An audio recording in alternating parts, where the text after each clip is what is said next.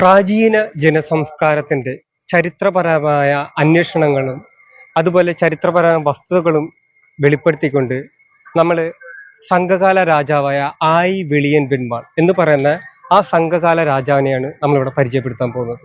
പ്രധാനമായിട്ട് വെളിയം എന്ന പ്രാചീന സംസ്കൃതിയിലെ ഒരു രാജ്യം ഉണ്ട്. അതിന് വെളിയം രാജ്യം എന്ന രീതിയിലാണ് പ്രതിപാദിക്കപ്പെടുന്നത് ചരിത്രകാരന്മാരുടെ അന്വേഷണത്തിൽ. അവിടെ നമ്മൾ ഈ ഒരു വിഷയം കൃത്യമായിട്ട് 5 വർഷത്തുള്ള പഠനത്തിന്റെ ഭാഗമായിട്ടും കൂടെയാണ് ഈ ചരിത്രപരമായ വസ്തുക്കൾ വെളിപ്പെടുത്തുന്നത്. അപ്പോൾ നമ്മൾ ഈ മേഖല എന്ന് പറയുന്നത് കൊട്ടാരക്കര താലൂക്കിന്റെ കീഴിൽ വെളിയം പഞ്ചായത്തിൽ പരിത്തറ എന്ന് പറയുന്ന ഈ ഒരു ലൊക്കേഷൻ, ഇവിടെ നിന്നുകൊണ്ടാണ് നമ്മൾ കൃത്യമായിട്ട് ഇതിന്റെ ഒരു രൂപ വെളിപ്പെടുത്തി തുടങ്ങുന്നത്. കാരണം ഇത് പ്രാചീന കാലഘട്ടത്തിലെ ഒരു വലിയൊരു ഭൂപ്രദേശമായിരുന്നു. അതായത് പ്രാചീന തമിഴക രാജ്യത്തിന്റെ കാര്യം പറയുന്നത്. അതിൽ അത്രത്തോളം പഴക്കമുള്ള ഒരു സംസ്കൃതിയെക്കുറിച്ചാണ് നമ്മൾ ഈ വീഡിയോയിൽ വെളിപ്പെടുത്താൻ കഴിയുന്നത്. അതുകൊണ്ട് ഏവർക്കും ഈ ചരിത്രപര അന്വേഷണങ്ങളും ഗവേഷണങ്ങളും ചരിത്രപര വസ്തുക്കളുടെ അടിസ്ഥാനത്തിലുള്ള വീഡിയോയിലേക്ക് ഏവർക്കും സ്വാഗതം. നൂറ്റാണ്ടുകൾക്ക് പഴക്കമുള്ള വലിയൊരു സംസ്കാരം നമ്മുടെ കേരളത്തിന് ഉണ്ടായിരുന്നു, അല്ലെങ്കിൽ ഇന്ത്യക്ക് ഉണ്ടായിരുന്നു. ആ ജനസംസ്കൃതിയെക്കുറിച്ചുള്ള ചരിത്രപരമായിട്ടുള്ള വിവരങ്ങളാണ് പ്രധാനമായിട്ട് ഈ വീഡിയോയിൽ ഉൾക്കൊള്ളിക്കുന്നത്. ഇതിൽ വളരെ ആധികാരികമായിട്ട് പറയാനുള്ളത് സംഘകാല രാജാവായ ആയി വെളിയൻ പെരുമാൾ എന്ന് പറയുന്ന ഒരു സംഘകാല ഗോത്ര രാജാവ് ഉണ്ടായിരുന്നു. ആ രാജാവിന് ഹിസ്റ്റോറിയന്മാര് പ്രധാനമായിട്ട് തള്ളപ്പെട്ട് എന്നുള്ളതാണ് ചരിത്രപരമായിട്ടൊരു വസ്തുത. കാരണം ഇദ്ദേഹത്തെക്കുറിച്ചുള്ള കൃത്യമായിട്ടൊരു രേഖകൾ ഉണ്ടായിട്ട് പോലും ചരിത്രകാരന്മാർ ഈ വിവരം പുറപ്പെടുവിച്ചിട്ടില്ല എന്നുള്ളതാണ്. അപ്പോൾ ഈ വീഡിയോയിൽ നമ്മൾ കൃത്യമായിട്ട് പുറപ്പെടുവിക്കുന്നത് വെച്ച് കഴിഞ്ഞാൽ സംഘകാലായ ആയി വെളിയൻ പെരുമാൾ എന്ന് പറയുന്ന ആ സംഘകാല രാജാവ്, അദ്ദേഹത്തിന്റെ പ്രദേശം എന്ന് പറയുന്നത് വെളിയം എന്ന ഭൂപ്രദേശമാണ്. ഈ വെളിയം ഭൂപ്രദേശം പ്രാചീന കാലഘട്ടത്തില് വലിയൊരു രാജ്യമായിരുന്നു. അവിടെ ആ ചരിത്രപരമായ വസ്തുതകളും അതുപോലെ തന്നെ അന്നത്തെ ഭൂപ്രകൃതിയെക്കുറിച്ചും അന്നത്തെ ജനസംസ്കാരത്തെക്കുറിച്ചുള്ള ചരിത്രപര അന്വേഷണങ്ങളും അതുപോലുള്ള കണ്ടെത്തലുകളും ഓരോ കാര്യങ്ങളും നിങ്ങൾ മുന്നിൽ കൊണ്ടുവരികയാണ്. നമ്മളിന്ന് എത്തിച്ചേർത്ത ഒരു ഇടം എന്ന് പറയുന്നത് വെളിയം പഞ്ചായത്തില് മാലയിൽ എന്ന് പറയുന്ന ഒരു സ്ഥലത്താണ്. നമ്മുടെ ഈ വിഷയമായിട്ട് ബന്ധപ്പെട്ട് ഈ പ്രാചീന സംസ്കൃതിയുടെ ഒരു ഉറവിട മേഖല എന്ന് പറയുന്നത് ഈ മാലയിൽ എന്ന് പറയുന്ന ഈ ഭാഗം. അതായത് ഇത് വലിയൊരു വിശാലമായിട്ടൊരു പാറ ഏരിയ. അന്നേരം ഇവിടെ പ്രാചീന സമൂഹങ്ങൾ അധിവസിച്ചൊരു മേഖല.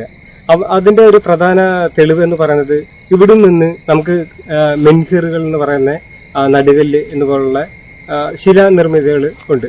2 എന്ന് പറഞ്ഞ ഡോൾമൻ മോഡലുള്ള പലതരത്തിലുള്ള ശിലാനിർമ്മിതികൾ ഇവിടെ ഉണ്ട്. അന്നേരം ഇത് രണ്ടും സൂചിപ്പിക്കുന്ന പ്രാചീന ജനസംസ്കൃതി അധിവസിച്ച ഒരു മേഖല എന്നതാണ് നമുക്കതിന്റെ തെളിവ് നമുക്ക് കിട്ടുന്നത്. അതുപോലെ ഇവിടെ നിന്ന് ആർക്കിയോളജി വിഭാഗങ്ങൾക്ക് പഴയ മനുഷ്യരുപയോഗിച്ച കല്ലായുധങ്ങൾ കണ്ട് എടുത്തിട്ടുണ്ട്. അതുപോലെ ഗുഹയിൽ നിന്ന് ജപമണികൾ, അങ്ങനെ മറ്റ് പല പുരാവസ്തു ശേഖരങ്ങളും ഈ മേഖലയിൽ നിന്ന് കണ്ടെടുക്കപ്പെടുന്നുണ്ട്. അപ്പോൾ നമുക്കത് മനസ്സിലാക്കാൻ പറ്റുമെന്ന് പറഞ്ഞു കഴിഞ്ഞാൽ പ്രാചീന ജനസമൂഹങ്ങൾ അധിവസിക്കുകയും അവിടെ നിന്ന് നാട് രൂപീകരിക്കുകയും അങ്ങനെ നാട്ടുരാജാക്കന്മാരും ഒക്കെ ഉണ്ടാവുന്ന ഒരു വലിയൊരു പ്രദേശമാണ് ഈ വെളിയം എന്ന് പറയുന്നത്. അന്നേരം ഇവിടുത്തെ പ്രാചീന ജനസംസ്കാരം ഉറവിടമുണ്ട്. ആ ഉറവിട മേഖലയാണ് നമ്മൾ ഇന്ന് നിൽക്കുന്ന ഈ മേഖല എന്ന് പറയുന്നത്. അതായത് ഈ സ്ഥലത്തിന്റെ പേര് മാലയിൽ നിന്നാണ്. അതുപോലെ തന്നെ ഇവിടെ പലതരത്തിലുള്ള ജനസമൂഹങ്ങൾ അധിവസിക്കുന്നുമുണ്ട്. മാലയിൽ ആ മലയിൽ നിന്ന് നമ്മൾ നേരെ ഇതിന്റെ അടിവാര ഭാഗം എന്ന് പറഞ്ഞ ഒരു വയലേറിയ. ഈ വയല് എന്ന് വെച്ചാൽ പ്രാചീന കാലഘട്ടത്തിന് കൃഷിയിടം എന്ന് പറഞ്ഞ പ്രധാനപ്പെട്ട ഒരു മേഖലയാണല്ലോ കൃഷി എന്ന് പറയുന്നത്. അപ്പോൾ ഈ മേഖലയില് കൃഷിയിടത്തിന്റെ ആരംഭം എന്ന് പറയുന്നത് ഈ ഒരു ഏരിയയിൽ നിന്ന്.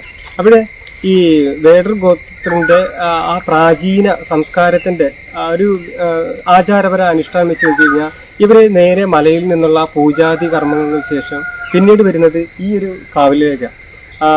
പേത്തമ്പുരാൻ അല്ലെങ്കിൽ പേമൂർത്തി എന്നുള്ള സങ്കല്പത്തിലാണ് ഇവിടെ ആരാധന. അതായത് ഈ മേഖലയിൽ ഇവര് പൊങ്കാലിട്ട് ഇവിടെ തന്നെ ഇവർക്ക് 3 കാവുകളുണ്ട് വിവിധ പരിസരങ്ങളിലായിട്ട്. ഇപ്പം വേടർ ഗോത്രത്തിന്റെ മലയിൽ നിന്നുള്ള ആ വിശ്വാസ സങ്കല്പത്തിൽ നിന്ന് ആദ്യത്തെ ഒരു കാവ് നമ്മൾ കണ്ടു. അതായത് പേ മൂർത്തി സങ്കല്പത്തിൽ. അന്നേരം ഈ വേടർ ഗോത്രത്തിൽ പലതരത്തിലുള്ള വിശ്വാസ സങ്കല്പത്തിലുണ്ട്.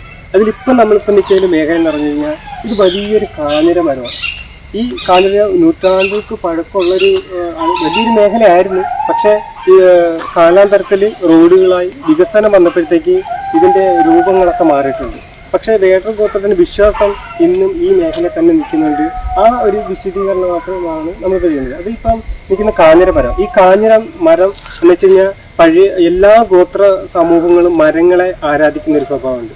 ഈ മരങ്ങളെ ആരാധിക്കുന്നത് ഓരോ വൃക്ഷങ്ങളെ ആരാധിക്കും എന്നുള്ളത്. അതായത് ഈ മാടൻ എന്ന് പറയുന്നത് അധിവസിക്കുന്നൊരു മരമാണ് ഈ കാഞ്ഞിര മരം എന്ന് പറയുന്നത്. അതുപോലെ യക്ഷി സങ്കല്പം, വേടർ ഗോത്രത്തിലുള്ള ഒരു യക്ഷി സങ്കല്പം, അത് ഏഴില്ലം പാലയിൽ അധിവസിക്കുന്നു എന്നുള്ളതാണ്.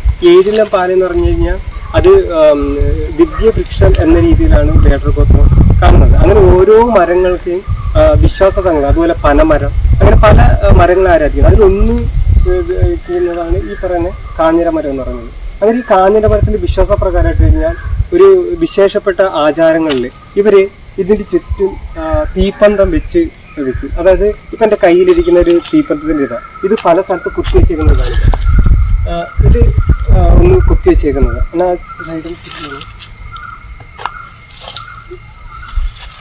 അതുപോലെ ഇതും ഇവിടുന്ന് വെച്ചേക്കുന്നത് നിങ്ങൾക്ക് കാണാൻ നല്ല രീതിയിൽ. അപ്പോഴേ ഈ മേഖലയിലെല്ലാം ഇവർ ഒരുപാട് സ്ഥലത്ത് ഈ തീപ്പന്തം കത്തിച്ചിട്ടുണ്ട്. അത് ഈ തീ ഒരുപാട് സ്ഥലങ്ങളിൽ ഇവരിതിങ്ങനെ പടർത്തി വെക്കും. ഇതൊരു ആചാരത്തിന്റെ ഭാഗമാണ്. അതായത് വൃക്ഷാരാധന എന്ന് പറയുന്നത്, അതായത് അനിമിസത്തിന്റെ ഒരു ഭാഗമാണ് വൃക്ഷാരാധന എന്ന് പറയുന്നത്. ആ അനിമിസം എന്ന് പറയുന്നത് വൃക്ഷാരാധന ഇന്നും വെച്ചു പുലർത്തുന്ന ഒരു ഗോത്ര സമൂഹമാണ് വേടർ ഗോത്രം. അതിലെ ഒരു കാര്യം മാത്രമാണ് ഇപ്പൊ നമ്മൾ മാടൻ സങ്കല്പവും. ആ മാടൻ എന്ന് പറയുന്നത് ഒരു കാഞ്ഞിര മരത്തിന്റെ വൃക്ഷദേവനായിട്ട് നിലകൊള്ളുന്ന ഒരു സ്ഥലമാണ് ഇപ്പൊ നമ്മൾ നിൽക്കുന്നത്. അത് 3 കാവുകൾ സ്ഥിതി ചെയ്യുന്ന ഒരു മേഖലയാണ് ഈ വേടർ ഗോത്രത്തിന്റെ സംസ്കാരമായിട്ട് ബന്ധപ്പെട്ട്. അതായത് കൃഷിയിടം സംരക്ഷിക്കുന്ന തരത്തിലെ ദേവതാമൂർത്തി സങ്കല്പമാണ് യഥാർത്ഥത്തിൽ ഇതിലൂടെ നമുക്ക് കാണാൻ കഴിയുന്നത്. അതായത് ഇത് വയല് ഏരിയ, അതായത് ഹാരപ്പൻ കൾച്ചർ തൊട്ട് സംഘകാലം തൊട്ട് പ്രാചീന ഗോത്ര സംസ്കൃതിയിലെല്ലാം കൃഷി പ്രധാനപ്പെട്ട ഒരു ഘടകമാണ്. അത് മനുഷ്യ സംസ്കാരത്തെ മാറ്റിമറിച്ച വലിയൊരു വിപ്ലവമാണ് കൃഷിയുടെ കണ്ടുപിടുത്തുന്നത്. മാലയിൽ നിന്ന് പ്രാചീന ജനസംസ്കാരത്തിന്റെ കാർഷിക മേഖലകളിലെ മതാരാധന കേന്ദ്രമായ കാവുകൾ സന്ദർശിച്ച് നേരെ നമ്മൾ എത്തിച്ചേരുന്നത് വെളിയം എന്ന പ്രാചീന വാണിജ്യ കേന്ദ്രത്തിലേക്കാണ്. നമ്മൾ ഇപ്പം നിൽക്കുന്ന ഒരു പ്രദേശം എന്ന് പറഞ്ഞു കഴിഞ്ഞാൽ സംഘകാലത്ത് ഘട്ടമുണ്ട്. ആ കാലഘട്ടത്തിലെ പ്രശസ്തമായ ഒരു വ്യാപാര കേന്ദ്രമായിരുന്നു ഈ മേഖല എന്ന് പറയുന്നത്. അതായത് ഈ സ്ഥലത്തിന്റെ പേര് പരുത്തിയറ എന്ന. ഈ പരുത്തിയറ എന്ന വാക്ക് വരാനുള്ള ഒരു കാരണം എന്ന് വെച്ച് കഴിഞ്ഞാൽ ഈ പരുത്തി കൃഷിയായിട്ട് ബന്ധപ്പെട്ടും പരുത്തി തുണികൾ ഇറക്കുമതി ചെയ്ത് ആ വ്യാപാര ബന്ധമായിട്ട് ബന്ധപ്പെട്ടുള്ള ഇതിൽ വലിയൊരു ഏരിയ. അതുകൊണ്ടാണ് അതിനെ പരുത്തി അറ എന്ന് പറയുന്നത്. അത് അറ എന്ന് വെച്ച് കഴിഞ്ഞാൽ ഓരോരോ വ്യാപാരങ്ങളൊക്കെ ഞങ്ങൾക്ക് വേണ്ടിയുള്ള ഒരു ഇടം കണ്ടെത്തുമല്ലോ വ്യാപാര ബന്ധത്തിന് വേണ്ടി. അന്നേരം ഈ വ്യാപാര ബന്ധം പ്രധാനമായിട്ട് നടത്തിയെന്ന് വെച്ച് കഴിഞ്ഞാൽ നമ്മൾ ഈ ചരിത്ര പുരുഷനായ വെളിയൻ വെളിയൻ ബെന്മാൾ എന്ന് പറയുന്ന ആ സംഘകാല രാജാവിന്റെ ഒരു വ്യാപാര കേന്ദ്രത്തിന്റെ ഏറ്റവും പ്രശസ്തമായ ഒരു മേഖലയാണ് ഈ പരുത്തിയറ എന്ന് പറയുന്നത്. അത് സംഘകാല ഘട്ടത്തിലെ വെച്ച് നമ്മൾ ഉദ്ദേശിക്കണം. ഇന്ന് ഈ പ്രദേശത്തിന് യാതൊരു വാല്യൂ, അല്ലെങ്കിൽ അത്രയും പ്രശസ്തി ഇല്ല എന്നുള്ളതാ. ഇതിനിപ്പം കാളച്ചന്ത എന്നുള്ള രീതിയിലൊക്കെ ഇടയ്ക്കിടയ്ക്ക് വരും, അങ്ങനെയും കൂടെ അറിയപ്പെടുന്നത്. പക്ഷെ ഇത് ഉറയൂർ എന്ന് പറയുന്ന തമിഴ്നാട്, ആ തമിഴ്നാട്ടിലെ നിന്നും പരുത്തി തുണികൾ ഇറക്കുമതി ചെയ്തിട്ട് ഇവിടെയാണ് യഥാർത്ഥത്തിൽ നമ്മൾ ഇന്നത്തെ ഗോഡൌൺ പോലെ സൂക്ഷിക്കുന്ന ഒരു ഇടം എന്ന് പറയുന്നത്. അതുകൊണ്ടാണ് പരുത്തിയറ എന്ന ഒരു പേര് പോലും ഇതിന് വരാനുള്ള ഒരു കാരണം. അപ്പൊ നമ്മളിപ്പോ പ്രധാനമായിട്ട് ഇവിടെ പരിചയപ്പെടുത്തുന്നത് വെളിയൻ എന്ന് പറഞ്ഞ രാജാവിന്റെ കൊട്ടാരം. ഇവിടെ നിന്ന് 1 കിലോമീറ്റർ ദൂരെയാണ്. അതുപോലെ തന്നെ വെളിയൻ പ്രദേശത്ത് അത് പല മേഖലകളിലായിട്ടാണ് നമ്മുടെ ഈ വെളിയൻ രാജാവിന്റെ ചരിത്രപരമായ തെളിവുകളും അതിന്റെ ചരിത്രപരമായ വസ്തുക്കളെല്ലാം കിടക്കുന്നത് ഒരു വിശാലമായ ഒരു മേഖലയല്ല. അതുകൊണ്ട് ഇത് വെളിയൻ രാജാവിന്റെ ഒരു വ്യാപാര കേന്ദ്രം എന്ന രീതിയിലാണ് ഇപ്പൊ നമ്മൾ പരിചയപ്പെടുത്തിയിട്ടുള്ളത്. വെളിയൻ രാജാവിന്റെ വ്യാപാര കേന്ദ്രമായിട്ടുള്ള ആ ഒരു പ്രദേശമാണ് നമ്മളിത്.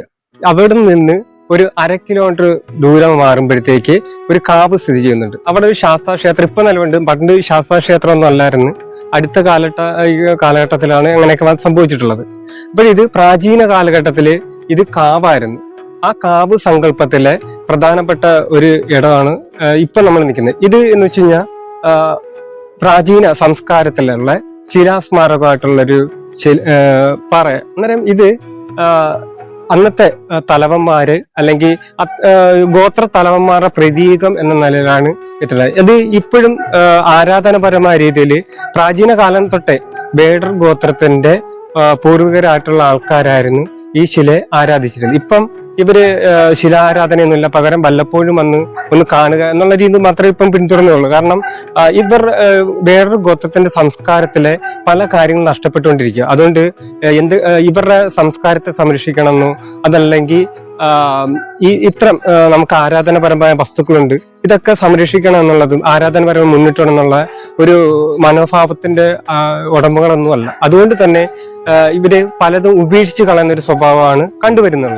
അതുകൊണ്ട് ഇന്ന് ഈ ശിലാസ്മാരം സംരക്ഷിക്കുന്നത് കുറവർ ഗോത്രത്തിലെ അംഗങ്ങളാണ് ഇപ്പൊ ഈ രീതിയിൽ അറിയുന്നത്. കാരണം ഈ അവരുടെ തനതായ സംസ്കാരത്തെ തിരിച്ചറിയുന്ന ഒരു സമൂഹമാണ് കുറവർ കമ്മ്യൂണിറ്റി എന്ന് പറയുന്നത്. അതുകൊണ്ട് തന്നെ പ്രാചീനപരമായ പല കാര്യങ്ങളിലും ഈ കുറവർ ഗോത്രം സംരക്ഷിക്കപ്പെടുന്നത്. ഇപ്പൊ അടുത്ത കാലത്തായിട്ട് കൃത്യമായിട്ട് അവരുടെ സംസ്കാരത്തെ തിരിച്ചറിവുകൊണ്ടാണ് അത്ര. അതുകൊണ്ട് ഈ ബേഡർ കമ്മ്യൂണിറ്റിയിലെ പല ആരാധനമായ കേന്ദ്രങ്ങൾ അല്ലെങ്കിൽ കാവുകൾ ഇതെല്ലാം സംരക്ഷിക്കുന്നുണ്ട്. അത് വലിയൊരു അനുഗ്രഹം തന്നെയാണ്. കാരണം ഒരു ഗോത്ര അവരുടെ കൾച്ചർ, ആ സംസ്കാരം സംരക്ഷിക്കുന്നത് വലിയൊരു കടമയാണ്. അത് കൃത്യമായിട്ട് ചെയ്യുന്നത് കുറവർ ഗോത്രത്തിലുള്ളവരെ. കാരണം അതാണ് നമുക്ക് വേണ്ടത്.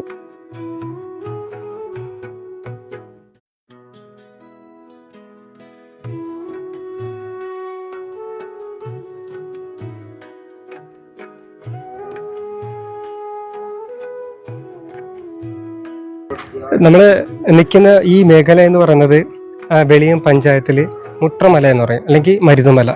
ഈ മരുതുമല എന്ന് പറയുന്നത് അല്ലെങ്കിൽ മുട്രമല എന്ന് പറയുന്നത് നമുക്ക് കുടുംബങ്ങൾക്കും അതുപോലെ ഒരുപാട് സുഹൃത്തുക്കളായിട്ട് വന്നൊക്കെ എൻജോയ് ചെയ്യാൻ പറ്റുന്ന നല്ല ഭൂപ്രകൃതിയുള്ള നല്ല വിശാലമായിട്ടുള്ളൊരു പാറയേറിയത്. അതുകൊണ്ട് തന്നെ നിങ്ങൾക്കൊക്കെ ഏതെങ്കിലും തരത്തിലുള്ള ഒരു ടൂർ ഒക്കെ പ്ലാൻ ചെയ്യുമെന്നെങ്കിൽ നിങ്ങൾക്ക് ഈ സ്ഥലം സന്ദർശിക്കാൻ പറ്റിയതാണ്. കാരണം വെച്ച് കഴിഞ്ഞാൽ ഒരു ദിവസം ഫുൾ എൻജോയ് ചെയ്യാന്നുള്ളതാ ഈ ഒരു സ്ഥലത്തിന്റെ പ്രത്യേകത എന്ന് പറയുന്നത്.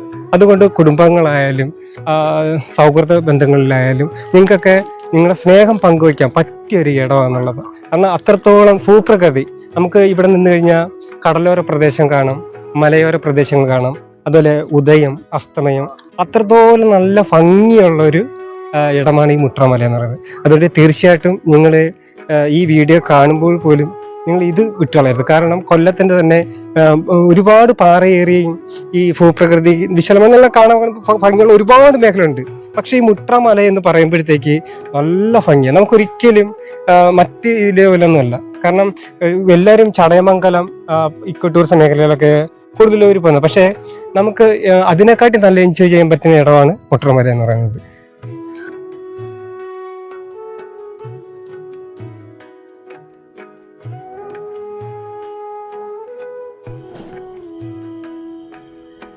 മുട്ടറമലയുടെ മുകളിലാണ് നമ്മൾ. ഇവിടെ നിന്ന് ദൂരെ നോക്കിയാൽ കടലോര പ്രദേശങ്ങളും മലയോര പ്രദേശങ്ങളും കാണാൻ കഴിയും. അങ്ങ് ദൂരെ കാണുന്നത് പ്രാചീന കാലഘട്ടത്തിലെ കാർഷിക മേഖലയാണ്. ഈ മേഖലകൾ എല്ലാം മലകളും ചെറു അരുവികളും പ്രാചീന ആരാധന കേന്ദ്രങ്ങളും അടങ്ങിയ ഗോത്ര സംസ്കാര മേഖലകളായിരുന്നു. ഈ കാണുന്ന പ്രാചീന ശിലാ സംസ്കാരത്തിന്റെ അവശിഷ്ടങ്ങളാണ് ഈ കാലഘട്ടത്തെ മഹാശിലാ സംസ്കാരം എന്ന് പറയും. ഈ ശിലകൾ എല്ലാം പ്രാചീന സംസ്കൃതിയിലെ ആരാധന വസ്തുക്കൾ ആയിരുന്നു.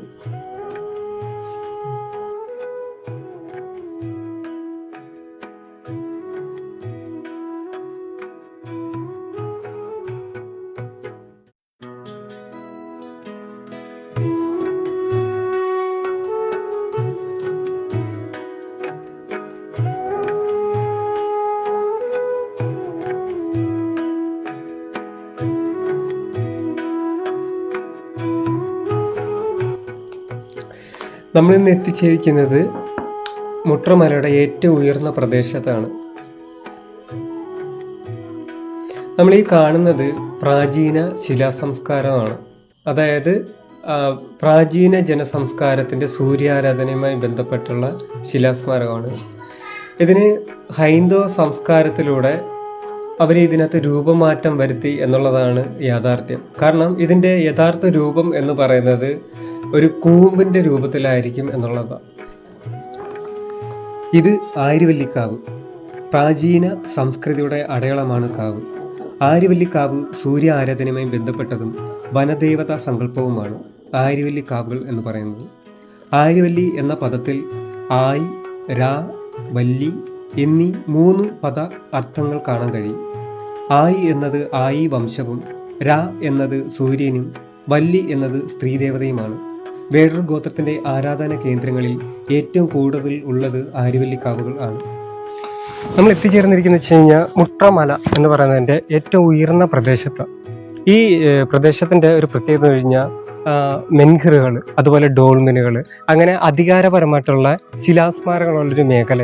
അപ്പോൾ ഈ ഒരു പ്രദേശത്തിൻ്റെ ഈ ഒരു ഏരിയ പരിചയപ്പെടുത്തുക. അതായത് പ്രാചീന ഗോത്ര സംസ്കാരത്തിലുള്ള തലവന്മാരുടെ ഒരു പ്രതീകമാണ് നമ്മൾ ഈ കാണുന്നത്. അതായത് ഇത് ഡോൾമെൻ വിഭാഗത്തിലുള്ള രീതി. അതായത് ഇതിൻ്റെ ഒരു രൂപം എന്ന് പറഞ്ഞാൽ ഇങ്ങനെ വന്നിട്ട് ഒരു ചെറിയത്, അതായത് മെൻഹറിൻ്റെ ഒരു അതിൻ്റെ ബാക്കിലും ഇതേപോലുള്ളതാണ്.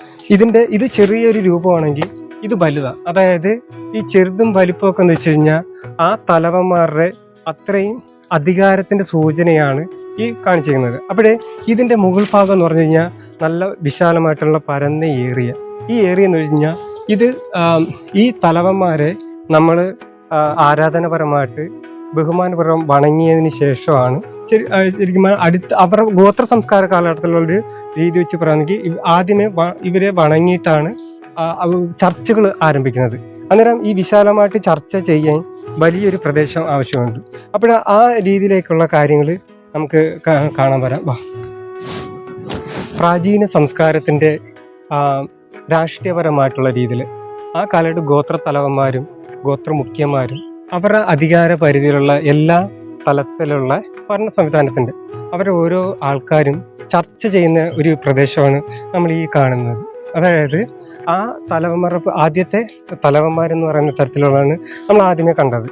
ആ കണ്ടതിൽ നിന്ന് ഈ ഒരു ഭാഗവും ഇനി മുന്നോട്ടുള്ള പോകുന്ന കാര്യത്തിൽ, അതായത് അന്ന് ഗോത്ര സംസ്കാരത്തിൻ്റെ ഒരു കാലഘട്ടം പറയുകയാണെങ്കിൽ ഗോത്ര തലവന്മാരുടെ കീഴിലാണ് ഓരോ ജനസമൂഹവും നിൽക്കുന്നത്. അന്നേരം അവരുടെ ഭരണ സംവിധാനം, ആ ഭരണ സംവിധാനം എന്ന് പറയുന്നത് ഈ ഗോത്രമുഖ്യന്മാരുടെ അവരുടെ വിധികൽപ്പനയാണ് പ്രധാനമായിട്ട് ചെയ്യുന്നത്.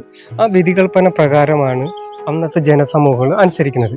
ഇപ്പം കൃഷിയുടെ ഒരു കാര്യമായാലും വേട്ടയാടലിൻ്റെ കാര്യമായാലും അങ്ങനെ ഏതൊരു ചർച്ചയും ഏതൊരു കാര്യവും നടത്തുന്ന ഒരു ഭരണ സംവിധാന കേന്ദ്രമായിരുന്നു നമ്മൾ ഈ നിൽക്കുന്ന ഇടമെന്ന് പറയുന്നത്. അന്നേരം അവരുടെ ഗോത്ര തലവന്മാരെ ആരാധിക്കുന്നതാണ് നമ്മൾ നേരത്തെ കണ്ട ആ മെൻഹിറിൻ്റെ മോഡലുള്ള ശിലകൾ എന്ന് പറയുന്നത്. അപ്പോൾ ഇത്തരത്തിലുള്ള വലിയ വലിയ സംസ്കാരത്തിൻ്റെ ഒരു ഈറ്റിലമാണ് വെളിയം പ്രദേശത്തിൻ്റെ ഭാഗമായിട്ടുള്ള മുട്രമല എന്ന് പറയുന്നത്. അതായത് ഇവിടെ സൂചിപ്പിച്ചിരുന്ന ഒരു പ്രാചീന ജനസംസ്കൃതി ഇവിടെ ഉണ്ടായിരുന്നു. ആ ജനസംസ്കൃതിയുടെ ഒരു മുട്രമല എന്ന് പറയുന്നത് ശിലാസംസ്കാരത്തോളം പഴക്കമുള്ളതും സംഘകാലഘട്ടത്തോളം പഴക്കമുള്ള വലിയൊരു വിശാലമായ പ്രദേശത്തെയാണ് നമ്മളിപ്പോൾ പരിചയപ്പെടുത്തിയത്. പ്രാചീന ഗോത്ര സംസ്കാരത്തിൻ്റെ ഈ പ്രാചീന ഗോത്ര സംസ്കാരത്തിൻ്റെ ഈറ്റിലം എന്ന് പറയുന്നത് ഈ ഒരു മേഖല മുട്രമല എന്ന് പറയുന്നത്. അന്നേരം ഇന്നും ഈ ഗോത്ര സംസ്കാരത്തിൻ്റെ പ്രാചീന ആ സംസ്കാരത്തിൻ്റെ ജനവിഭാഗങ്ങൾ ഇവിടെ ഇതിൻ്റെ താഴ്വാര പ്രദേശങ്ങൾ അധിവസിക്കുന്നുണ്ട്. പ്രധാനമായിട്ട് വേടർ ഗോത്രം, അതുപോലെ കുറവർ ഗോത്രം. ഈ 2 ഗോത്രങ്ങളാണ് പ്രാചീന കാലഘട്ടത്തിലെ ഒരു പ്രധാനപ്പെട്ട 2 ഗോത്രങ്ങൾ എന്ന് പറയുന്നത്. അന്നേരം ആ കാലഘട്ടത്തോളം പഴക്കമുള്ള 2 ജനവിഭാഗങ്ങളും ഇപ്പോഴും ആരാധനാപരമായിട്ടുള്ള അവരുടെ കാവുകളും അതുപോലെ തന്നെ അവരുടെ വിശ്വാസ സങ്കല്പ പ്രകാരമായിട്ടുള്ള നലയുമാണ് ഈ മുട്രമല എന്ന് പറയുന്നത്.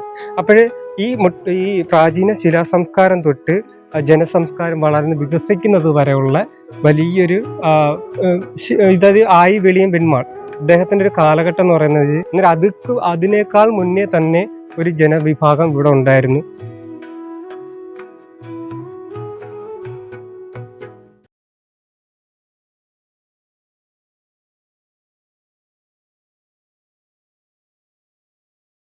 ആത്മനേ നമോ നമ നമസ്തേ തവദാ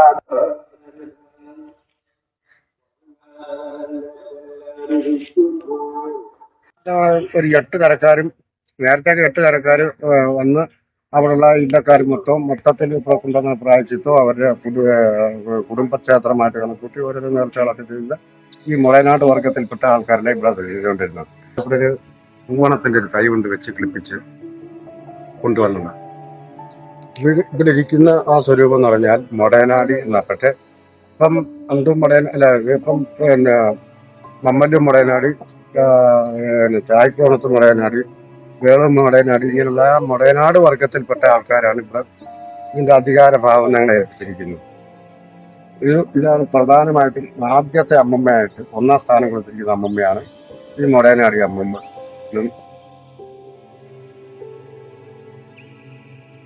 എല്ലാ സ്വരൂപം ഞങ്ങൾ ഇവിടെ കണക്കിട്ട് ഓരോരോ പൂജകൾ ചെയ്യുന്നു. പിന്നെ ആദ്യത്തെ താഞ്ഞിരുന്നത് കുടോട്ടു വേണാടി എന്നുള്ള സങ്കല്പത്തിലാണ് ഇവിടെ പൂജകൾ നടന്നുകൊണ്ടിരിക്കുന്നത്.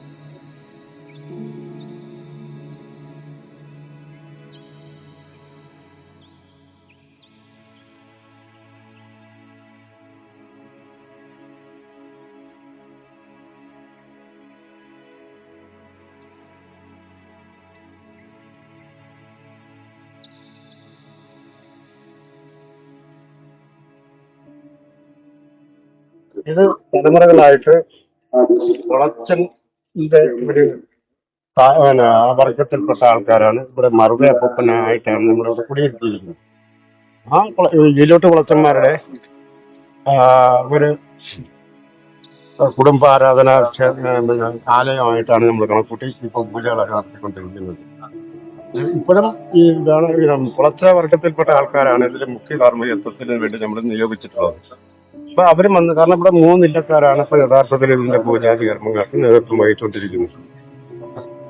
അതുപോലെ കാഞ്ഞിരം, കാരണം നമ്മുടെയൊക്കെ കാവുകളിൽ സാധാരണ കണ്ടുകൊണ്ടിരിക്കുന്നത് പനയും കാഞ്ഞിരമരവും പാലമരങ്ങളൊക്കെ ആണല്ലോ നമ്മുടെ ആരാധ്യമായിട്ട് നമ്മുടെ വൃക്ഷങ്ങളായിട്ട് കണക്കുന്നത്. അതിന്റെ ഓർമ്മയ്ക്ക് വേണ്ടി കാലന്മാര് നമ്മുടെ മുൻഗാമികളൊക്കെ മുത്തനപ്പൻ എന്ന പേരിലാണ് ഇവിടെ പൂജിച്ചുകൊണ്ടിരിക്കുന്നത്. പക്ഷെ നമുക്കിപ്പോൾ ഈ വന്ന തലമുറയ്ക്ക് മുത്തനപ്പനെ പൂജിക്കാൻ അറിയാത്ത പേരിൽ നമ്മള് ഒരു ജ്യോത്സ്യനെ വിളിച്ച് നമ്മളിതെല്ലാം നമ്മുടെ കുലത്തിൽപ്പെട്ട ഒരു ജ്യോത്സ്യനെ വിളിച്ചുകൊണ്ട് വന്ന് ഇതിലെല്ലാം ചെയ്തപ്പോൾ തൽക്കാലം നമുക്ക് പൂജാതി കർമ്മങ്ങൾ ചെയ്യാൻ പറ്റാത്തതും അറിയാത്തതിന്റെ പേരിൽ നമ്മൾ ഒരു ചന്ദനത്തിരി ഒന്നും മുറുക്കാൻ മാത്രമേ വെക്കുന്നുള്ളൂ. കാരണം ഇതിലെ പഴയ കാലത്ത് ഉണക്ക മീനും ചീനി, കാച്ചിൽ, ഇങ്ങനെയുള്ള പലവർഗ്ഗങ്ങളെല്ലാം ചുട്ടാണ് ഇതിന്റെ കള്ളൊക്കെ വെച്ചാണ് ഇതിന്റെ പൂജ നടത്തിക്കൊണ്ടിരുന്നത്. പക്ഷെ നമുക്ക് അതിനെ പറ്റി അറിയാൻ വയ്യാത്തൊരു പേരിലും നമുക്ക് ഇപ്പം പല മൂലാദികളൊന്നും കിട്ടാത്തൊരു പന്നികളുടെയൊക്കെ ശല്യം കൊണ്ട് പല മൂലാദികളൊന്നും കിട്ടാത്തതിന്റെ പേരിൽ ഇപ്പൊ അങ്ങനെയുള്ള ഒരു പരിപാടി നമുക്ക് ചെയ്യാൻ അറിയത്തില്ല, ചെയ്യാനില്ല സാധനങ്ങൾ. അതുകൊണ്ട് പേരിൽ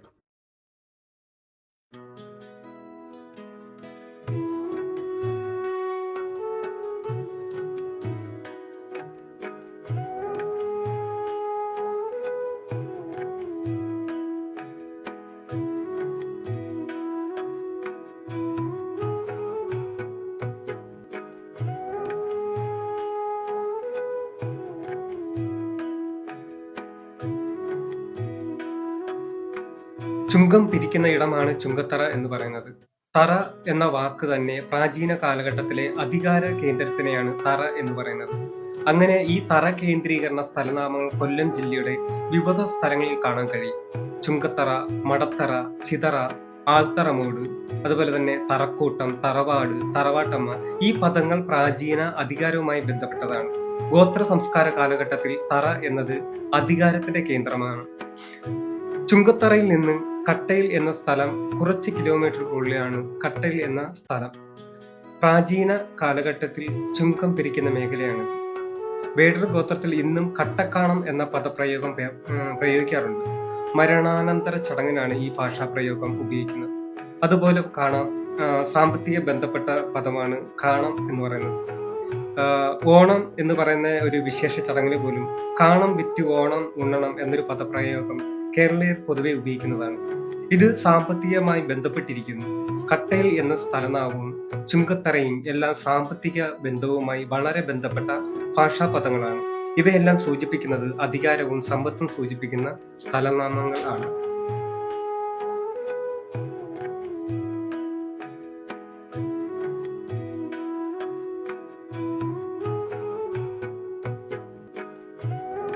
ആയി വെളിയൻ വെണ്മാളിന്റെ ഭരണകാലഘട്ടത്തിൽ നെല്ലിക്കുന്നം എന്ന ഈ പ്രദേശം നല്ലിനി എന്ന രാജകുമാരിയുടെ നിയന്ത്രണ മേഖലയായിരുന്നു.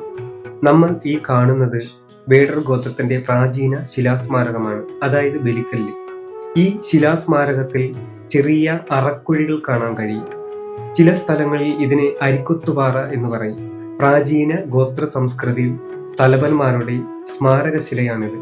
ഇവിടെ നിന്ന് പുരാതന അവശിഷ്ടങ്ങൾ ആർക്കിയോളജി വിഭാഗം കണ്ടെത്തിയിരുന്നു. ഈ പ്രദേശം ആയി വെളിയന്റെ മകളായ നല്ലിനിയുടെ ഭരണപ്രദേശമായിരുന്നു. നല്ലിനിയുടെ കുന്ന് അഥവാ മല നല്ലിക്കുന്ന് എന്നറിയപ്പെട്ടു. കാലാന്തരത്തിൽ നല്ലിക്കുന്ന് നെല്ലിക്കുന്ന് എന്നായി മാറുകയും ചെയ്തു.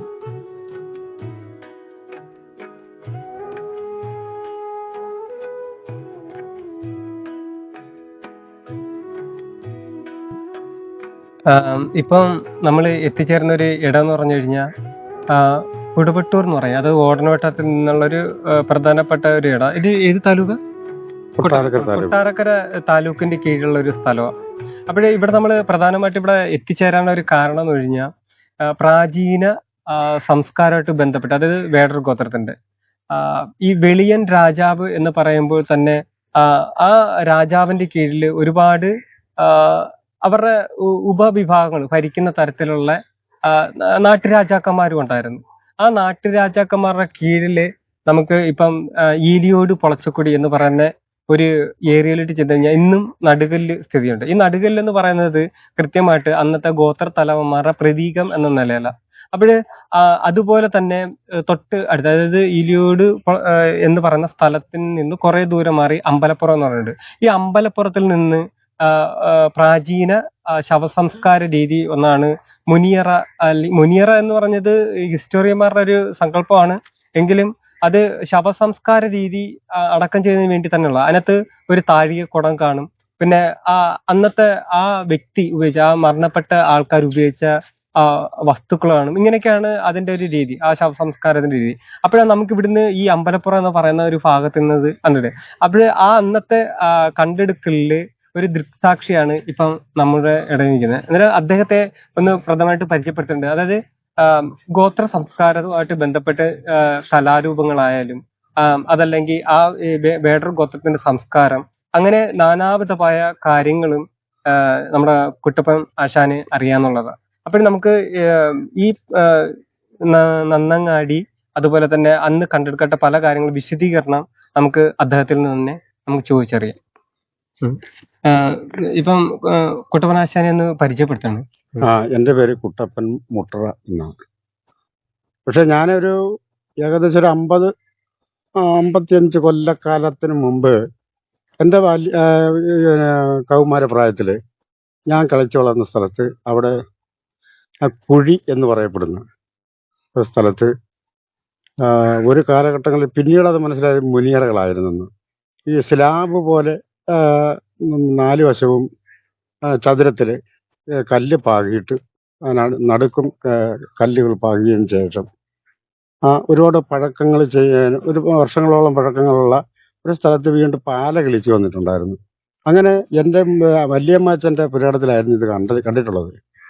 അങ്ങനെ ഒരു കാലഘട്ടങ്ങളിൽ നമ്മൾ പിന്നെ കൃഷി ചെയ്യുന്നതിന് വേണ്ടി അവിടെയൊക്കെ കിളച്ച് പോയ സമയത്ത് അതായത് വേലുത്തമ്പി തളവയുടെയും അല്ലെങ്കിൽ മാർത്താണ്ഡവർമ്മയുടെ ഒക്കെ കൈവശം വാളിരിപ്പുണ്ടല്ലോ, അതേ ആകൃതിയിലുള്ള അതേ വലിപ്പത്തിലുള്ള ഒരു വാള് പഴകി ദ്രവിച്ച തരത്തിലുള്ള ഒരു വാളിനെ കാണാൻ ഞങ്ങൾക്ക് കഴിഞ്ഞിട്ടുണ്ട്.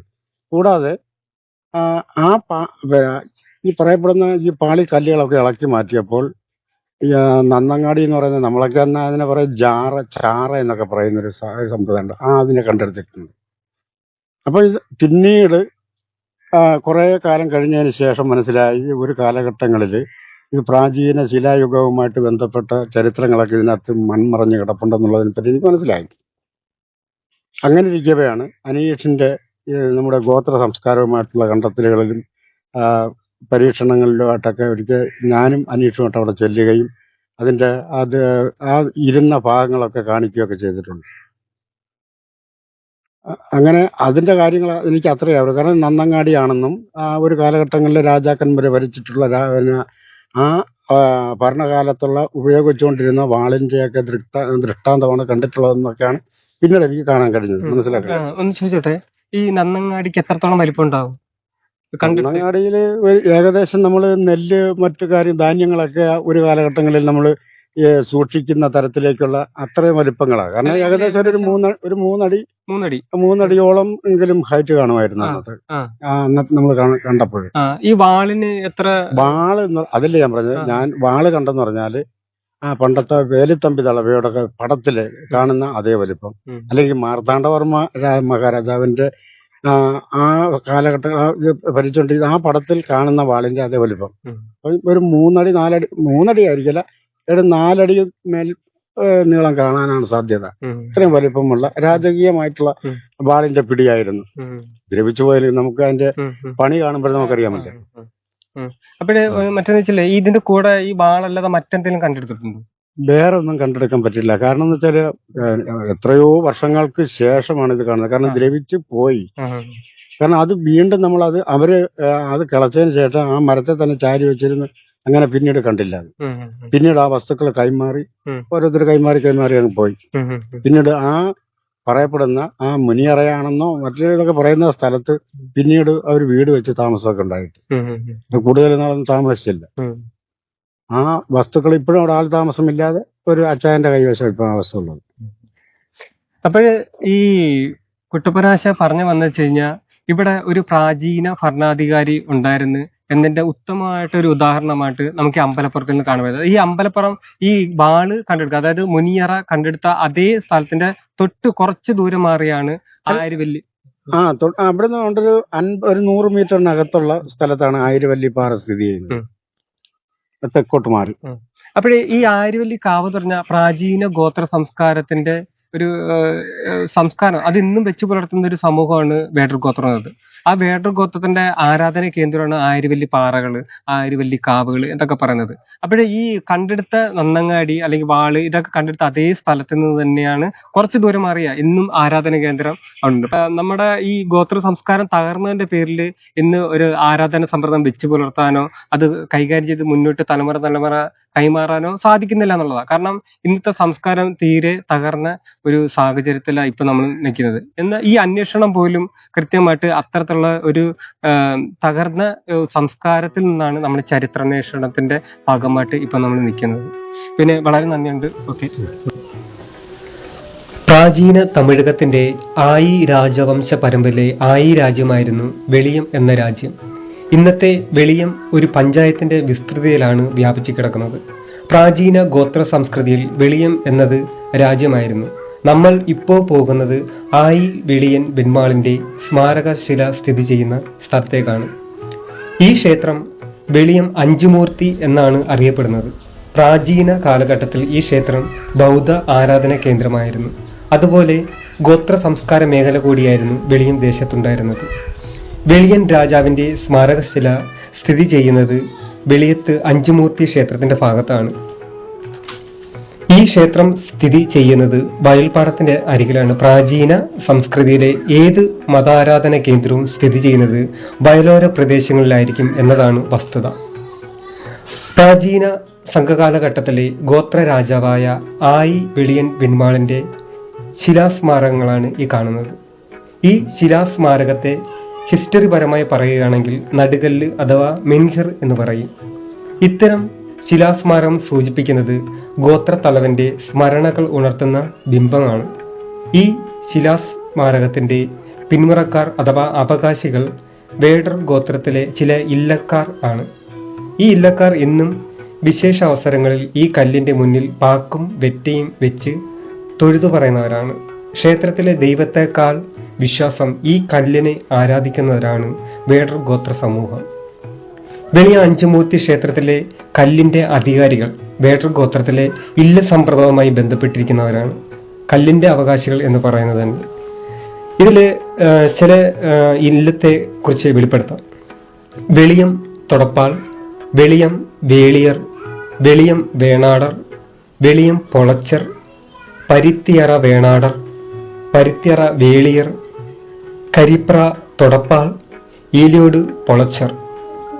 ഇത്രയും പേരാണ് യഥാർത്ഥത്തിലെ ഈ കല്ലിന്റെ അവകാശികൾ എന്ന് പറയുന്നത്. ഇവിടെ ക്ഷേത്രവും കാവുകളും ഉണ്ടെങ്കിലും ഇവിടുത്തെ കല്ലിനെ ബഹുമാനപൂർവ്വം കാണുന്നത് വേടർ ഗോത്രത്തിലുള്ളവർ മാത്രമാണ്. അതിന് കാരണം വേടർ ഗോത്രത്തിലെ ഇല്ല സമ്പ്രദായ വ്യവസ്ഥയിൽ ബലിക്കല്ല് സ്ഥിതി ചെയ്യുന്നത് വെളിയം അഞ്ചുമൂർത്തി ക്ഷേത്രത്തിലാണ്. ഇങ്ങനൊരു വിശ്വാസ സങ്കല്പം വേടർ ഗോത്രത്തിലുണ്ട്. ഈ കാണുന്നത് വേടർ ഗോത്രത്തിന്റെ ബലിക്കല്ല് ആണ്. ഹിസ്റ്ററി പരമായി പറയുകയാണെങ്കിൽ മിൻഹർ. സാംസ്കാരിക പ്രാധാന്യവും ഉള്ള ഒരു സ്മാരകശിലയാണ് നമ്മൾ ഈ കാണുന്ന പാറക്കല്ല്. ഇത് സൂചിപ്പിക്കുന്നത് ഇവിടെ ഒരു പ്രാചീന ഗോത്ര സമൂഹവും ഒരു ഗോത്ര തലവനും ഉണ്ടായിരുന്നു എന്നതിന്റെ തെളിവാണ് ഈ സ്മാരകശില.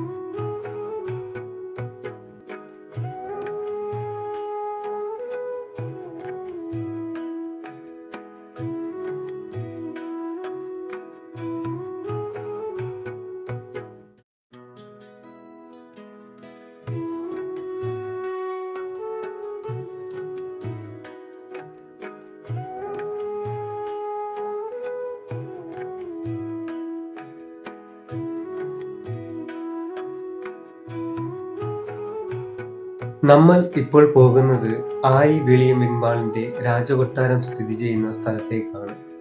ഈ കാണുന്നത് വെളിയം കോളനി എന്നറിയപ്പെടുന്ന സ്ഥലത്ത് നിന്ന് കൊട്ടാരക്കര റൂട്ടിലേക്ക് പോകുന്ന വഴിയിൽ ഇടത്ത് തിരിഞ്ഞ് വെളിയം സ്കൂളിലേക്കാണ് യാത്ര. ഈ സ്കൂളും പരിസര പ്രദേശങ്ങളിലുമായി വ്യാപിച്ചു കിടന്ന സ്ഥലത്താണ് ആയി വെളിയം വെൺമാളിന്റെ രാജകൊട്ടാരം സ്ഥിതി ചെയ്തിരുന്നത്. ഈ പ്രദേശത്ത് നിന്ന് ആർക്കിയോളജി വിഭാഗം പുരാതനപരമായ പല അവശിഷ്ടങ്ങളും കണ്ടെത്തിയിരുന്നു. ഇതിലേറ്റവും പ്രാധാന്യം അർഹിക്കുന്നത് ഇവിടെ നിന്ന് വലിയ നീളമുള്ള വാളും കണ്ടെത്തിയിരുന്നു. ഈ രാജകൊട്ടാരം സ്ഥിതി ചെയ്യുന്ന തൊട്ടടുത്താണ് വെളിയം അഞ്ചുമൂർത്തി ക്ഷേത്രവും വേടർ ഗോത്രത്തിന്റെ ബലിക്കല്ലും സ്ഥിതി ചെയ്യുന്നത്.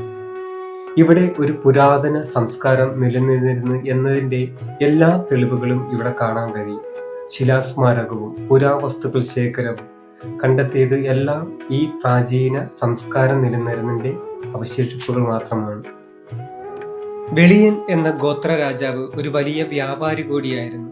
Egypt, Mesopotamia, Sumer, Babylonia, Assyria, China, Harappa തുടങ്ങിയ മേഖലയുമായി വ്യാപാര ബന്ധം ഉണ്ടായിരുന്നു. വളരെ അധികം ലോക പ്രശസ്തി നേടിയ ഒരു രാജാവായിരുന്നു ആയി വെളിയൻ വെൺമാൾ എന്ന ഗോത്ര രാജാവ്. ഈ വ്യാപാര ബന്ധത്തിന്റെ തിരുശേഷിപ്പുകൾ ഇന്നും വെളിയം രാജ്യത്തിന്റെ പ്രാചീന സംസ്കൃതിയുടെ നേർക്കാഴ്ചകളാണ്. വെളിനെല്ലൂർ ക്ഷേത്രത്തിലെ ഉത്സവത്തിന് കാണാൻ കഴിയുന്ന വ്യാപാരം. ഉപ്പ് തൊട്ട് കർപ്പൂരം വരെയുള്ള സാധനങ്ങൾ ഇവിടെ നിന്ന് വാങ്ങാൻ കഴിയും. മറ്റൊരു സവിശേഷത ഇവിടെ മുസ്ലിം വിഭാഗത്തിൽപ്പെട്ടവരുടെ മീൻ കച്ചവടമാണ്. ക്ഷേത്ര പരിസരത്ത് വളരെ വിശുദ്ധി കൽപ്പിക്കുന്ന ഹൈന്ദവ മത ക്ഷേത്രമല്ല വെളിനെല്ലൂർ ശ്രീരാമ ക്ഷേത്രം സൂചിപ്പിക്കുന്നത്. ഇവിടെ മുസ്ലിം വിഭാഗത്തിന് വ്യാപാര ബന്ധം ഉണ്ടാകാനുള്ള കാരണം അറബ് രാജ്യത്തുള്ള വ്യാപാര ബന്ധത്തിന്റെ പിന്തുടർച്ചയാണ്. വെളിനെല്ലൂർ ഗോത്ര ആരാധന കേന്ദ്രമായിരുന്നു എന്നതിന്റെ തെളിവാണ് വെളിനെല്ലൂർ വെള്ളയമ്പൻ എന്ന സങ്കല്പവും വേടത്തി കോവിലും വേടരുടെ കതിരുകാള കയറ്റലും വേടർ സമൂഹത്തിന്റെ പുരുഷന്മാർ നടത്തുന്ന പൊങ്കാല ആചാരവും. ഇത് വേടർ ഗോത്രത്തിന്റെ പ്രാചീന വ്യാപാര കേന്ദ്രമായിരുന്നു എന്നതാണ് സാംസ്കാരിക ബന്ധം സൂചിപ്പിക്കുന്നത്. വേടത്തി കോവിലിലെ വേടസ്ത്രീ സങ്കല്പം ആയി വെളിയന്റെ മകളായ നല്ലിനിയാണ്. ഈ നല്ലിനി രാജകുമാരിക്ക് വേണ്ടിയാണ് പൊങ്കാല അർപ്പിക്കുന്നത്. അമ്മുമ്മ സങ്കല്പമാണ് ഇതിന്റെ പിന്നിലെ വിശ്വാസം. വെളിനെല്ലൂർ എന്ന സ്ഥലനാമം കിടക്കുന്നത് വെളിയന്റെ നല്ല ഊര് എന്നർത്ഥത്തിലാണ്. കാളവയൽ ചന്ത, മണപ്പുറം വാണിഭം, വയലിൽ വാണിഭം എന്നെല്ലാം പേരിൽ പ്രാചീന സംഘകാല വ്യാപാര മേഖലയെ സൂചിപ്പിക്കുന്ന അവശേഷിപ്പുകൾ ഇന്നും ഇവിടെയുണ്ട്. സംഘകാലഘട്ടത്തിൽ ഈ പ്രദേശം മികച്ച കച്ചവട സ്ഥാപനമായിരുന്നു. ഇന്നത്തെ ആന്ധ്രാപ്രദേശ്, തമിഴ്നാട് എന്നീ ഭാഗങ്ങളിൽ നിന്നും ഇന്നും വെളിനെല്ലൂർ ചന്ത ദിവസങ്ങളിൽ എത്തിച്ചേരുന്നു. പ്രാചീന സംസ്കൃതിയുടെ പിന്തുടർച്ചയാണ് ദക്ഷിണേന്ത്യയിലെ പ്രശസ്തിയാർജിച്ച വലിയൊരു വ്യാപാര മേഖലയായിരുന്നു വെളിയന്റെ വ്യാപാര കേന്ദ്രമായ വെളിനെല്ലൂർ പ്രദേശം. മീനമാസത്തിൽ നിലം ഉഴാൻ കന്യാകുമാരി ജില്ലയിലെ കർഷകർ കാളയെ ഏറ്റെടുക്കുന്നതും വെളിയന്നൂരിൽ നിന്നാണ്. കാളവയൽ ഒരേ സമയം കൃഷിയെയും കച്ചവടത്തെയും എടുത്തു കാട്ടുന്ന മുദ്ര തന്നെ. സംഘകാലഘട്ടത്തിൽ ഈ പ്രദേശം മികച്ച കച്ചവട സ്ഥാപനമായിരുന്നു വെളിനെല്ലൂർ.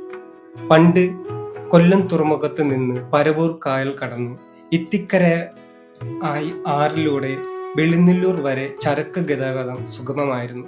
കിഴക്കൻ വനമേഖലയിൽ നിന്നും ഇടനാട്ടിൽ നിന്നും തോട്ടവിളകളും മറ്റ് ഉൽപ്പന്നങ്ങളും ഇത്തിക്കരയാറ് വഴി പരവൂർ എത്തിച്ചിരുന്നത് ഗോത്ര ജനസമൂഹങ്ങളായിരുന്നു. മലമ്പണ്ടാരം, കാണിക്കാർ, അരയർ, കുറവർ, വേടർ തുടങ്ങിയ ഗോത്ര വിഭാഗങ്ങളായിരുന്നു വ്യാപാര മേഖലയിൽ പ്രധാന പങ്ക് വഹിച്ചിരുന്നവർ. 20-ാം നൂറ്റാണ്ട് വരെയെങ്കിലും വെളിനെല്ലൂർ വാണിജ്യ മേഖലയായിരുന്നു. സംഘകാല സാഹിത്യത്തിൽ പ്രതിപാദിക്കപ്പെടുന്ന ആയി വെളിയൻ പെരുമാൾ എന്ന് പറയുന്ന സംഘകാല രാജാവിനെ കുറിച്ചാണ് നമ്മൾ ഈ വീഡിയോയിൽ അവതരിപ്പിച്ചത്. പ്രധാനമായും സംഘകാല സാഹിത്യപരമായിട്ടുള്ള ഒരുപാട് പ്രത്യേകതകൾ നമുക്ക് പറയാനുണ്ടെങ്കിലും വീഡിയോ ദൈർഘ്യം അത് കൂടുതലാകും എന്നുള്ള കാരണത്താൽ നമ്മൾ മറ്റ് പാർട്ടായിട്ട് ഇത് ഇറക്കുന്നതായിരിക്കും. അതുകൊണ്ട് ആയി വെളിയൻ രാജാവിൻ്റെ ഒരു ചരിത്രം മാത്രമാണ് നമ്മൾ ഈ വീഡിയോയിൽ ഇപ്പോൾ അവതരിപ്പിക്കുന്നത്. ഈ പിൻനിരയിൽ കാണുന്ന മലനിരകളും ഈ മേഖല എന്ന് പറയുന്ന വിശാലമായ ആ ഭൂപ്രദേശമാണ്. അത് സംഘകാല കൃതികളിൽ അകനാനൂറ്, പുറനാനൂറ്, 10 എന്നൊക്കെ പറയുന്ന സംഘം കൃതികളിലാണ് പ്രധാനമായിട്ട് ഈ ഭൂപ്രകൃതിയെ വിവരിക്കുന്നത്. അപ്പോൾ അതേപോലെ തന്നെ സംഘകാല രാജാവായ ആയി വെളിയൻ പെരുമാൾ എന്ന് പറയുന്ന ആ ഗോത്ര രാജാവിനെയും പ്രധാനമായിട്ട് ഈ സംഘം കൃതികളിൽ പ്രതിപാദിക്കപ്പെടുന്നുണ്ട്. അങ്ങനെ അദ്ദേഹത്തിന്റെ ആ കാലഘട്ടത്തിലും ആ ഭൂപ്രകൃതിയും ഇന്നും അതേ തനിമയോടെ തന്നെ ഇന്ന് നിൽക്കുന്ന ഒരു ഭൂപ്രദേശമാണ് നമ്മുടെ ആയി വെളിയൻ രാജ്യന്റെ രാജ്യം എന്ന് പറയുന്നത്. അത് വെളിയൻ രാജ്യം എന്നാണ് അറിയപ്പെടുന്നത് സംഘം കൃതികളിൽ. അപ്പോൾ ഈ ഭൂപ്രദേശം ഇന്നും അതിന്റെ തനിമയോടെ ഈ മേഖലയിൽ നമുക്ക് കാണാൻ കഴിയും. അതുപോലെ സംഘകാല രാജാവായ വെളിയൻ എന്ന് പറയുന്ന രാജാവിന്റെ 2 സ്ഥലനാമങ്ങൾ നമുക്ക് കാണാം. വെളിയം എന്നൊരു സ്ഥലനാമവും വെളിനെല്ലൂർ എന്ന് പറയുന്ന സ്ഥലനാമവും ഇന്നും അദ്ദേഹത്തിന്റെ പേരിൽ പറഞ്ഞു നടക്കുന്ന ചരിത്രപരമായ തെളിവുകളാണ്. ഇവിടെ നമ്മൾ ഈ പ്രതിപാദിപ്പിക്കപ്പെടുന്ന പ്രധാനമായിട്ട് ഈ ചരിത്ര വിവരണങ്ങളിൽ കൃത്യത ഉള്ളതും അതുപോലെ തെളിവിന്റെ അടിസ്ഥാനത്തിലുമാണ് ഈ ചരിത്ര വിവരണങ്ങളെല്ലാം അവതരിപ്പിച്ചത്. ഈ വീഡിയോയുടെ ഒരു അവസാന ഭാഗം എന്ന നിലയിൽ പ്രധാനമായിട്ട് ചൂണ്ടിക്കാട്ടാനുള്ളതെന്ന് വെച്ച് കഴിഞ്ഞാൽ നമ്മുടെ സംഘകാല സാഹിത്യത്തിലെ ഏറ്റവും ലോക വ്യാപാരി എന്ന പേരിൽ അറിയപ്പെടുന്ന ഒരേ ഒരു രാജാവ് ആയി വെളിയൻ പെരുമാൾ എന്ന് പറയുന്ന നമ്മുടെ ഈ ഗോത്ര രാജാവാണ്. അദ്ദേഹത്തിന്റെ കാലഘട്ടത്തിൽ കൃത്യമായിട്ട് ഗണിക്കപ്പെട്ടിട്ടില്ല. കാരണം ചരിത്രപരമായ തെളിവുകളുടെ അടിസ്ഥാനത്തിൽ നമുക്ക് കൃത്യതപ്പെടുത്താൻ കഴിയില്ല. അതുകൊണ്ട് തന്നെ ചരിത്രകാരന്മാർക്കുടെ ഇതിന് കൃത്യമായിട്ടൊരു ധാരണയില്ല. അതായത് വെളിയൻ രാജാവിന്റെ കാലഘട്ടത്തെക്കുറിച്ച് കൃത്യമായിട്ട് നമുക്ക് തെളിവുകളില്ല. എങ്കിലും അദ്ദേഹത്തെക്കുറിച്ചുള്ള ചരിത്രപരമായ സാഹിത്യ കൃതികളായാലും അല്ലെങ്കിൽ ആർക്കിയോളജി വിഭാഗത്തിന്റെ തെളിവുകളായാലും നമുക്കുണ്ട് എന്നുള്ളത് അത് പ്രധാനമായിട്ട് ഈ വീഡിയോയിൽ അവതരിപ്പിക്കുകയും ചെയ്തിട്ടുണ്ട്. അതുകൊണ്ട് തന്നെ നമ്മൾ ഈ വീഡിയോ വൈൻഡപ്പ് ചെയ്യാൻ പോവാണ്. നമ്മൾ ഈ പിന്നരയിൽ കാണുന്ന ഈ വെളിയം എന്ന് പറയുന്ന രാജ്യവും സംഘകാല ഗോത്ര രാജായ ആയി വെളിയൻ പെരുമാളിനെ കുറിച്ചും അദ്ദേഹത്തിന്റെ മകളായ നല്ലിനിയെ കുറിച്ചും അങ്ങനെ സംഘം കൃതികളിൽ പ്രതിപാദിക്കപ്പെടുന്ന എല്ലാ കാര്യങ്ങളും നമ്മൾ ഈ വീഡിയോയിൽ അവതരിപ്പിച്ചിട്ടുണ്ട്. സംഘകാല സാഹിത്യത്തിൽ പ്രതിപാദിക്കപ്പെടുന്ന ആയി വെളിയൻ പെരുമാൾ എന്ന ആ ഗോത്ര രാജാവിനെ എന്തുകൊണ്ടാണ് നമ്മൾ ഇത്തരം ഒരു വീഡിയോയിലൂടെ പൊതുസമൂഹത്തിലേക്ക് അറിയിപ്പിക്കുന്നത് വെച്ച് കഴിഞ്ഞാൽ പ്രധാനമായിട്ട് ചില കാരണങ്ങൾ ചൂണ്ടിക്കാട്ടുന്നുണ്ട്. അത് പ്രധാനമായി പറയാനുള്ളത് കേരള ഹിസ്റ്റോറിയന്മാർ, അതായത് നമ്മുടെ കേരളത്തിലെ പ്രമുഖരായിട്ടുള്ള അക്കാഡമിക്കൽ മേഖലയിലുള്ള പല ചരിത്രകാരന്മാരും ഈ ഒരു സബ്ജക്റ്റ് അല്ലെങ്കിൽ ഈ ഒരു വിഷയം അവരത് ഏറ്റെടുത്തിട്ടില്ല അല്ലെങ്കിൽ പഠിക്കപ്പെട്ടിട്ടില്ല എന്നതുള്ളതാണ്. രണ്ടാമത്തെ ഒരു പ്രധാന കാരണം എന്ന് കഴിഞ്ഞാൽ സംഘകാല കൃതികളുമായിട്ട് ബന്ധപ്പെട്ട ഒരു പുസ്തകങ്ങൾ പോലും നമ്മുടെ കേരളത്തിലേക്ക് അധികമൊന്നും വിവർത്തനം ചെയ്ത് കൊണ്ടുവരാറില്ല എന്നുള്ളതാണ്. അപ്പോഴേ ഈ തമിഴ് സാഹിത്യം എന്ന് പറയുന്ന സംഘകാല കൃതികളെല്ലാം തന്നെ തമിഴ്നാട്ടിലാണ് പഠന വിഷയമാക്കുന്നത്. കേരളത്തിൽ പഠന വിഷയമാക്കുന്ന യാതൊരു കാര്യവും ഇവിടെ നടക്കുന്നില്ല എന്നുള്ളതാണ്. കാരണം തമിഴകം എന്ന് പറയുന്ന ഭൂപ്രദേശം എന്ന് പറയുന്നത് കേരളം, തമിഴ്നാട്, ആന്ധ്ര, കർണാടക എന്ന് പറയുന്ന മേഖല, ദക്ഷിണേന്ത്യ എന്ന് പറയുന്ന ഈ ഒരു പ്രദേശം തമിഴകം എന്നാണ് അറിയപ്പെട്ടുള്ളത്.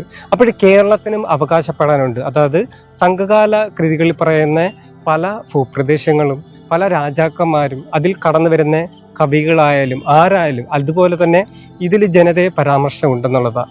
ഐന്തണ എന്ന് പറയുന്ന ഭൂപ്രദേശത്തിൽ ഒരു തിണാസങ്കല്പത്തിൽ കുറവർ എന്ന് പറയുന്ന ഗോത്രവും വേടർ എന്ന് പറയുന്ന ഗോത്രത്തെയും പ്രധാനമായിട്ട് പ്രതിപാദിക്കപ്പെടുന്നുണ്ട് എന്നുള്ളതാണ് യാഥാർത്ഥ്യം. എന്നിട്ടും എന്തുകൊണ്ട് കേരള ചരിത്രകാരന്മാർ ഈ ഒരു സംഘകാല കൃതികളെ പഠിക്കപ്പെടുന്നില്ല, അല്ലെങ്കിൽ ഇത്തരത്തിലുള്ള വിഷയത്തിൽ കടന്നു വരുന്നില്ല എന്നുള്ളതിന് ഒരു സമസ്യയായിട്ട് തുടരുകയാണ്.